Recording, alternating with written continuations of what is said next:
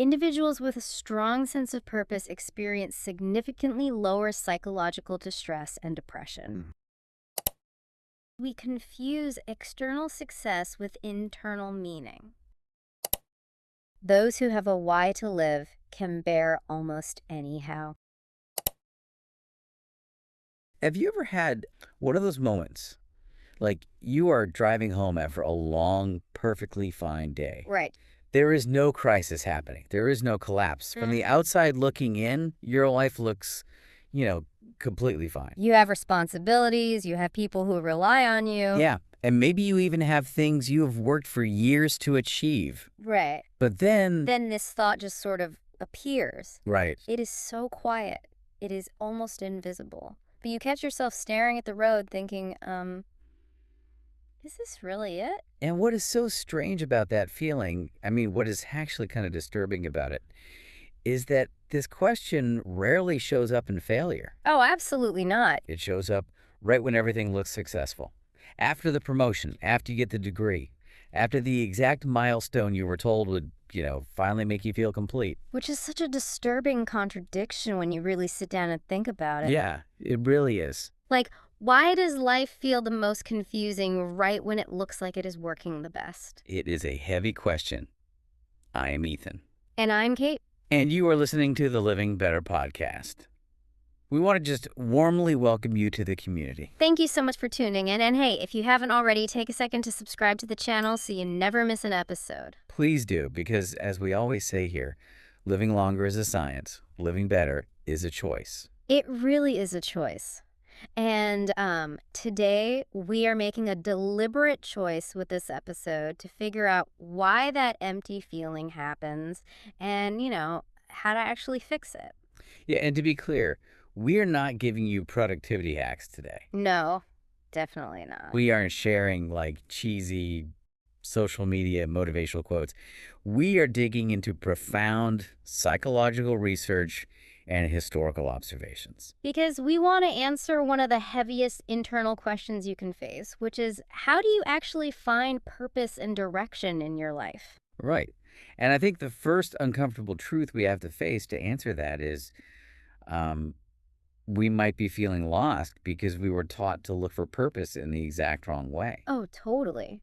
We grew up believing this really powerful myth that life is just this journey toward a specific moment. Like a finish line. Exactly. A destination where everything is just gonna, boom, finally click into place. But there is actually a clinical term for why that fails. It is called the Arrival Fallacy.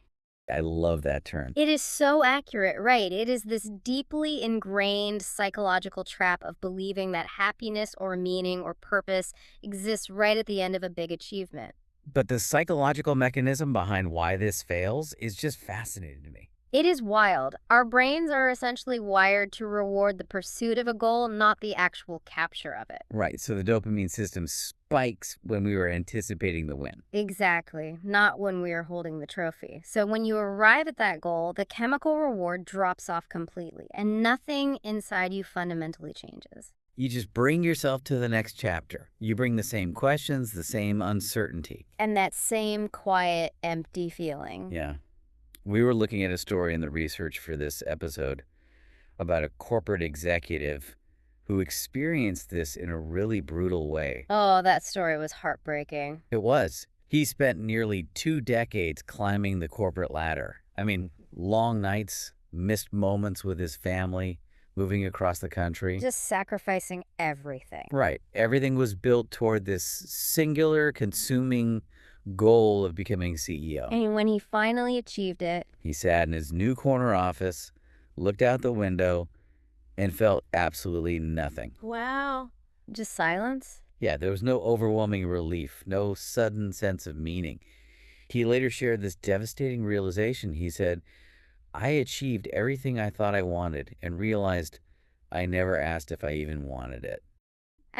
That is just a gut punch, and that sentiment is everywhere. If you look at Gallup's State of the Global Workplace report, only about 21% of employees globally feel engaged in their work. 21%. That is... I know. Nearly 8 out of 10 people in the world are just functioning. Just going through the motions. Exactly, completely disconnected from what they do every single day. And it is so common because we confuse external success with internal meaning. We really do. We think achieving the cultural markers of success will automatically generate a feeling of purpose. But it doesn't. No. Yeah. But, I have to push back a little here, or at least play devil's advocate for a second. Go for it. Isn't it almost taboo in our culture to feel empty when you have exactly what society tells you to want? Oh, 100%. Like you have the title, the salary, the status, complaining about feeling unfulfilled almost feels ungrateful to people looking from the outside in. People will say, what do you have to be sad about? Right. But focusing only on external success, the best way I can think to describe it is it feels like going out and buying this incredibly ornate, magnificent, expensive picture frame. I love this analogy. And then you spend your whole life polishing that frame. Exactly. Yeah. Polishing it, showing it off, completely ignoring the fact that there's just a blank canvas sitting inside it. Right. If you have a beautiful frame with a blank canvas, it is always going to feel empty no matter how much the frame cost. Or how many people compliment it. Yeah. Because success answers external questions, right? Like, how do I pay my bills? How do I gain status? How do I secure my future? Sure. But purpose is entirely internal. It answers the question of why you are doing any of it in the first place. So if external success is just the frame and it does not provide meaning on its own, it makes me wonder what actually happens to us psychologically when we lack that internal painting. Well, it gets dangerous. Right. We know the stakes are high, but how high are they really? They are completely measurable. Purpose is not just a luxury for people with lots of free time. A massive meta-analysis involving over 531,000 people looked into this. Over 500,000 people. That is huge. Yeah, huge data set. And the findings are undeniable. Individuals with a strong sense of purpose experience significantly lower psychological distress and depression. Wow. It operates as a literal psychological stabilizer. When you have a clear purpose, your brain literally does not process daily stressors with the same level of threat. So it acts as a mental anchor in a chaotic world. Exactly. But that leads right into the biggest paradox of this entire episode. Because people know they need a purpose, right? So what do? They sit around waiting for clarity. Yes. We wait for a grand epiphany. We think, once I figure out my purpose, then I will start making moves. And the reality is the exact opposite. Action creates purpose. Clarity shows up after movement, not before. Right. When we wait for an epiphany, we're usually just terrified of making the wrong move. Which leads straight to analysis paralysis. Completely. But purpose requires data. You have to try things, fail at things, and see what actually resonates. We constantly hear this classic societal advice of find your passion. Oh, I hate that phrase. Same. Because it implies it just hiding under a rock somewhere.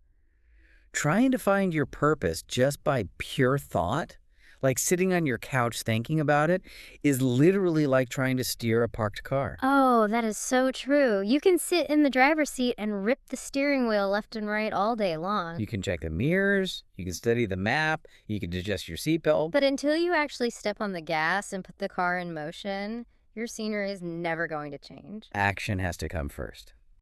It does. It is very much like driving a car at night. You do not need to see the entire road all the way to your destination. Right. You only need to see the small stretch of road that is illuminated by your headlights to keep moving forward safely. Because the simple act of moving forward reveals the next stretch of road. Exactly. But I think the reason people are so hesitant to hit the gas today is that when you move forward, you have to choose a specific direction. And choosing a direction is arguably harder today than at any other point in human history. It really is. Yeah. It is entirely different today. For most of human history, your life was pretty much defined for you. Right. You did what your parents did. You lived where you were born. You stayed in the social class you inherited. But now, life is entirely open. You can live almost anywhere, work in entirely new industries, be almost anything. And we're told that kind of freedom is the ultimate gift. Right, the American dream, right? Yeah, but there is a massive cognitive load that comes with it. The psychologist Barry Schwartz calls it the paradox of choice. I remember reading about this. Yeah, it's the idea that when you have infinite paths you can take, every choice you make feels like 1,000 missed opportunities. Oh, wow. That is the psychology of regret kicking in before you have even done anything. Exactly. Infinite freedom does not feel liberating. It creates severe paralysis because the opportunity cost of every single decision feels overwhelmingly high. So we are not actually facing a purpose crisis today. We are facing an options crisis. Precisely. We have so many options that we just freeze. Now, contrast that modern paralysis with the observations of the psychiatrist Viktor Frankl. Such an important figure to bring in here. Truly, he survived the unimaginable horrors of the Nazi concentration camps.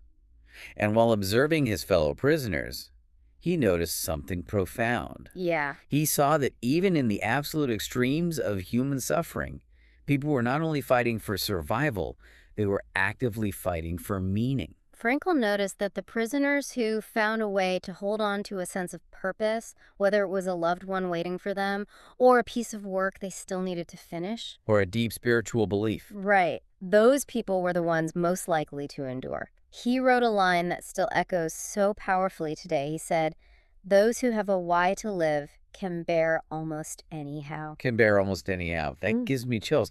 Because the realization there is that finding meaning does not erase your suffering or your struggle. No, it is not a magic wand that makes life easy. Exactly. It completely changes your relationship to the struggle. The suffering becomes bearable because it is anchored to something greater than the pain itself. Which is such a stark contrast to how we live today. We spend so much energy trying to eliminate all struggle from our lives. Convenience above everything. Right, but we end up eliminating meaning along with it. Which brings up a thought experiment for you listening right now. Are we uniquely anxious today because we have infinite hows, infinite lifestyle choices, infinite career paths, places to live, but we have absolutely no anchoring why to help us filter those choices? That is a phenomenal question. That lack of an anchoring why is exactly why people feel adrift. But we also have to be incredibly careful about what we choose as our why. What do you mean? Well, having a purpose helps filter choices, yes, but not all purpose is healthy. A purpose can actually be deeply toxic. Wait, really? A toxic purpose? How can having a purpose be a bad thing? To understand the difference, there's a concept called the two mountains. Imagine your life as a climb. The first mountain is all about achievement. Okay. It is about status, climbing the ranks, acquiring wealth, and winning. It is essentially what our culture universally celebrates and rewards. Right. Getting the corner office, buying the big house, securing the applause of your peers. Exactly. But the second mountain is entirely different. It is about contribution. Giving back. Yeah, service, building deep relationships, and finding meaning that extends beyond yourself. And the tragedy is that so many people spend years, sometimes decades, exhausting themselves to climb that first mountain, Sacrificing their health, their families, their peace of mind. just to stand at the peak and realize they actually belonged on the second mountain all along. It is like aggressively climbing a ladder, putting in all this sweat and tears to reach the very top rung. Only to look around and realize the ladder is leaning against the entirely wrong building. That is terrifying. Because if your purpose is rooted in validation, in feeding your ego, or constantly comparing yourself to others, Or trying to control how people perceive you. yes, that is an unhealthy purpose. The purpose that will completely drain you. And this completely reframes the feeling of being lost. A lot of people who say they feel lost are not actually lost at all. They were just overloaded. Overloaded with expectations. Exactly. Expectations from their parents, from their culture, from the education system, and definitely from social media. Oh, social media is a huge driver of this. And somewhere along the way, they internalize those expectations as their own desires. They start living lives that look deeply impressive from the outside, but do not feel anything like their own. They are climbing someone else's mountain. Precisely. So how does a person practically distinguish between a goal they genuinely want for themselves and an expectation they have just internalized from the culture around them. Like, how do we know which mountain we're actually on? To figure that out, we have to completely dismantle the myth that purpose is some hidden treasure waiting out there in the universe for you to discover. Right, back to the parked car. Exactly. You do not stumble upon purpose, you build it. It is constructed through experimentation, through taking action, and through following your curiosity. So, what are the practical signals that we are building in the right direction? Because if we are just wandering around trying things, how do we know when we hit a vein of actual meaning? Well, there is a mental model we can use. It's called the no applause test. The no applause test. Okay. I want you to ask yourself this question with total honesty. If nobody could see your life, if there was no applause, no status bump, no external recognition whatsoever, what would still feel meaningful to you? No applause. No likes on the post. No one being impressed at a dinner party when you tell them what you do for a living. Right. The answer to that question is incredibly close to your true purpose. Because it strips away the ego, it strips away the first mountain. That makes so much sense. And while there are no absolute guarantees, psychological research points to 4 concrete signals that you are building your purpose on a genuine foundation. Let's walk through those signals. What is the first one? Signal number 1 is that you feel energized after certain activities, even when those activities are physically or mentally exhausting. So it is not the kind of tired that drains your soul. It is a fulfilling exhaustion, Right. like when you are physically wiped out, but mentally you are completely wired and satisfied, a good tired. A good tired, exactly. Signal number 2 is that you experience absorption. You literally lose track of time while doing the activity. Oh, flow state. Yes, the psychological term is a flow state. The activity itself becomes the reward, not the result of the activity. You're not checking your watch every 5 minutes. Never. Signal number 3 is that people naturally come to you for certain things repeatedly. You become a natural resource for a specific kind of help, insight, or skill. Interesting. And the last one. Signal number 4, the struggle involved in doing this thing feels entirely worth it. Going back to Viktor Frankl, the how might be incredibly difficult, but the why makes you willing to bear it. So purpose really is not a destination at all. It is a state of alignment. Beautifully said. It is an alignment between what you spend your time doing and what actually matters to you on the inside. So let's make this really practical for you listening. Think about your life right now. Okay. If social media completely disappeared tomorrow, poof, gone forever. You could never post another update, another photo, or another career milestone to prove your success. Which of your current goals or hobbies would you instantly abandon? That is a brutal question. It is, but it is necessary because it forces you to separate the frame from the painting.